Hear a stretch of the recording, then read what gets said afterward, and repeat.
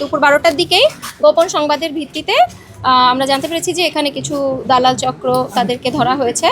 তো এবং জেলা প্রশাসক, মাননীয় জেলা প্রশাসক ও বিজ্ঞ জেলা ম্যাজিস্ট্রেট স্যারের নির্দেশনায় আমি এক্সিকিউটিভ ম্যাজিস্ট্রেট হিসেবে এখানে এসেছি এবং তাদের সাথে কথা বলার মাধ্যমে এটা প্রমাণিত হয়েছে এবং তারা নিজ মুখে স্বীকার করেছেন ৩ জন যে তারা এই কাজের সাথে জড়িত ছিল এবং তারা এটা অঙ্গীকার করেছে যে পরবর্তীতে এ ধরনের কোনো কাজ করবে না।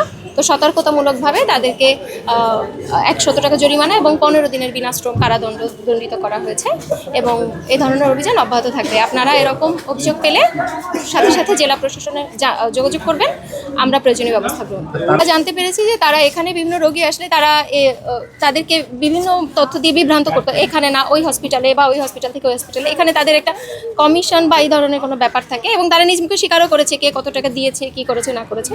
তো আমরা আশা করছি এই সমস্যাগুলো দ্রুতই সমাধান হবে, আমাদের এই ব্যবস্থা অব্যাহত থাকবে। ধন্যবাদ।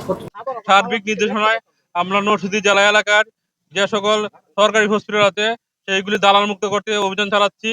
সরকারি হসপিটালের থেকে সাধারণত দালালরা রুগী নিয়ে বিভিন্ন লাইসেন্সবিহীন ক্লিনিকে নিয়ে যায়, সেখানে রুগীরা অপচিকিৎসার শিকার হয়, ক্ষতিগ্রস্ত হয়, আর্থিকভাবে ক্ষতিগ্রস্ত হয়, শারীরিকভাবে ক্ষতিগ্রস্ত হয়।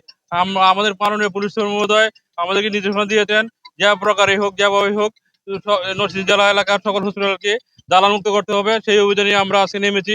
আমরা আজকে 4 জনকে ১০০ হসপিটাল থেকে আটক করেছি। ভবিষ্যতে আমাদের এই অভিযান চলবে ইনশাল্লাহ। আমাদের অভিযান পর্যায়ক্রমে চলবে, আমরা বাকি সবদেরকে ধরবো ইনশাল্লাহ। তার চক্রের সদস্য তারা নিয়মিতভাবেই এখানে সরকারি হসপিটালে আসে, এসে রুগীদেরকে বিভ্রান্ত করে ক্লিনিকে নিয়ে যায়। তাদের বিরুদ্ধে আগে থেকে তথ্য ছিল আমাদের কাছে, আমরা সেই তথ্যের ভিত্তিতেই আমরা আজকে তাদেরকে আটক করেছি।